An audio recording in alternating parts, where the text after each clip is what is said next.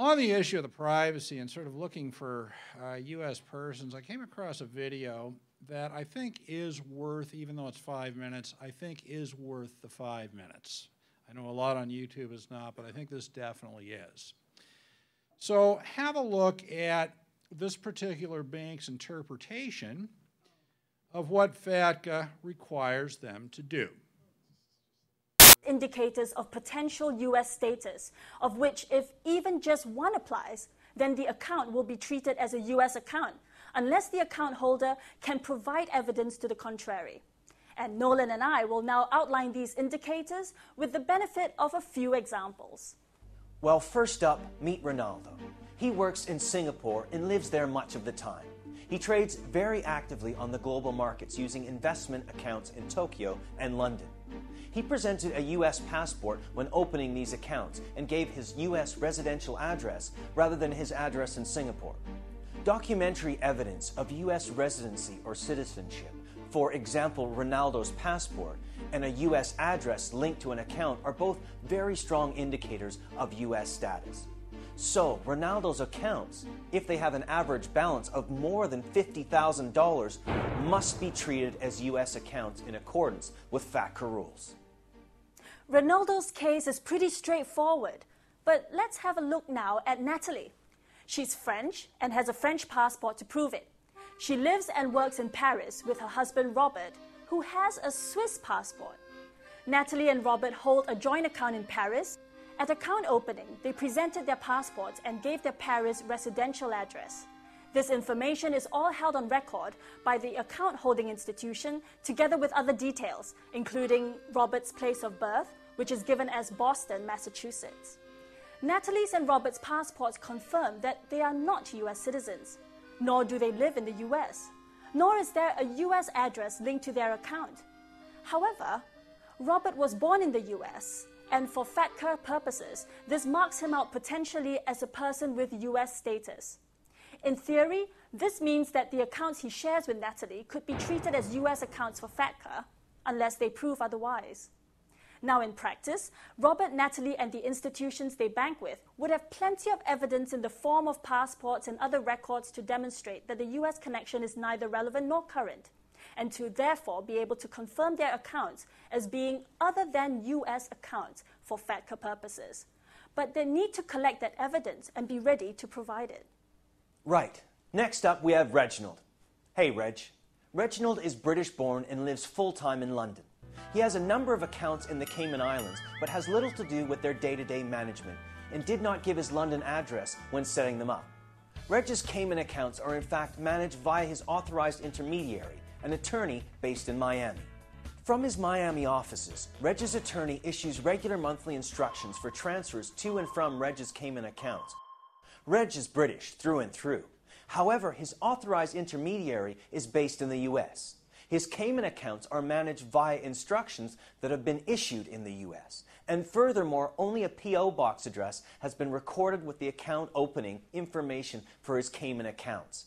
Under FATCA rules, these last 3 points are all indicators that Reginald's Cayman accounts might need to be treated as U.S. accounts for FATCA purposes.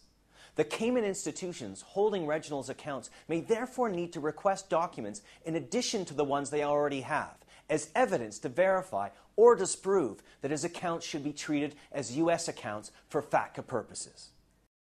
And remember, if a client fails to cooperate, for example, by failing to provide requested evidence or other assistance to FFIs who are trying to establish or disprove the U.S. status of their account, then their accounts must be treated as recalcitrant accounts, with all the attendant withholding tax and financial penalty implications which that entails. Let's move on now and look at accounts held by so-called artificial persons or entities, such as corporations and trusts. Which of your existing relationships with entities such as companies, trusts, and financial institutions are likely to be affected by FATCA? Let's look at some examples. We'll start with Alma Industries. It has significant operations in the U.S. as well as in a number of other countries and is, in fact, already documented as a U.S. taxpayer for purposes other than FATCA. So Alma Industries accounts are presumed to be U.S. accounts for FATCA tax purposes as well. Very straightforward. Let's look now at the Borison Trust. Unlike Alma Industries, the Borison Trust isn't a U.S. taxpayer. However, the trust was incorporated in the U.S., which means that it is presumed to be a U.S. entity, and its accounts are presumed to be U.S. accounts for FATCA purposes. Next up, what about Chalinex Limited? Chalinex isn't a U.S. taxpayer and wasn't incorporated in the U.S. However, it is part owned by Alma Industries, which has a 15% holding.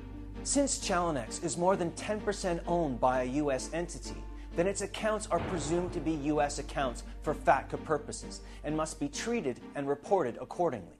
Any entity that is neither a U.S. taxpayer nor a U.S. incorporated nor more than 10% U.S. owned is for FATCA. Now, just before you turn that off, notice the view count is 1,350. That is pathetic, right? It should be 1 million, maybe 10 million, and I think we'll see that. Just amazing how little people understand just that, right? How many of you agree that we're seeing a transitional change in history? There's no doubt about it in my mind, and you can say that you were here to witness it. Right. Should hand out diplomas or something at the end of this. I actually have a comment on the video as well. That it's funny, I saw it before, just kind of trying to put this together. But did you get the feeling of these bankers were really excited? They found this exciting, you know, about sort of, you know, rooting these people out. And to that I would add, you know, in Abby's presentation, you know, she talked about whistleblowers. And the IRS is, you know, and there's plenty of anecdotal evidence of this, is really pushing their whistleblower program. In other words, you know, let's find that U.S. person and turn them over to the IRS for processing. You know, big. Sorry? Oh yeah, yeah. It's not like you do this for nothing. It's a straight percentage of the take. Okay. Yes. In my heart, this is what I feel like. It feels like we're in World War II, that we're being weeded out like the Jews did. We're not going to be killed or anything, and I don't want to try to lessen that, but I think when you watch whistleblowers and being weeded away and segregated and everything else, to me, I kind of know what that feels like. That's how I feel. Now I'm just wondering if it's just me, or do other people feel the same? Yeah, something that I put in the press release, and wiser heads prevailed, is that I originally put it in, it was taken out, was that this FATCA makes our friend and ally look like a schoolyard bully. He can't find the 5 $1 bills that he thought he had in his pocket. He presumes they were stolen, and he then hits every other occupant of the schoolyard with a 5-cent daily tithe until they are found. Well, that's an interesting perspective. Does anybody else sort of share that general sentiment, or Dorian, you do? You want to speak to it now? Okay, that's fine then. Okay, other comments now. Okay, so moving along in the. Oh, I'm sorry, Miss. Yeah, from the schoolyard bully here. Who was that produced by the bank itself, or was that produced by an accounting or a consulting or a law firm peddling their wares on compliance?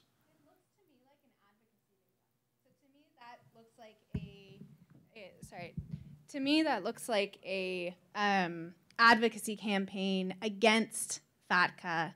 If you look at the website, it says, I don't remember what the website was. So, like, you know, lessonslearneduk.com for information about this video. So if I actually had to guess, because I didn't see a bank's name, I'd think that that was a UK-based anti-FATCA. See, I don't see that at all. No? The way I read it is there's somebody out there, whether it's a bunch of lawyers or accountants or software purveyors or somebody, who's saying to banks and others, these are the things that you're going to need to do. These are the accounts you're going to need to fire it out and make distinctions of. You're going to need some very expensive help to do that, and we're available. That's what I would have read into that. Yeah, I mean, I think that that's very, very possible. And you know, one of the points that I made this morning is that, you know, from the point of view of the legal and accounting community and the compliance groups in general, FATCA is without a doubt the gift that just keeps right on giving. I mean, there's no question about it.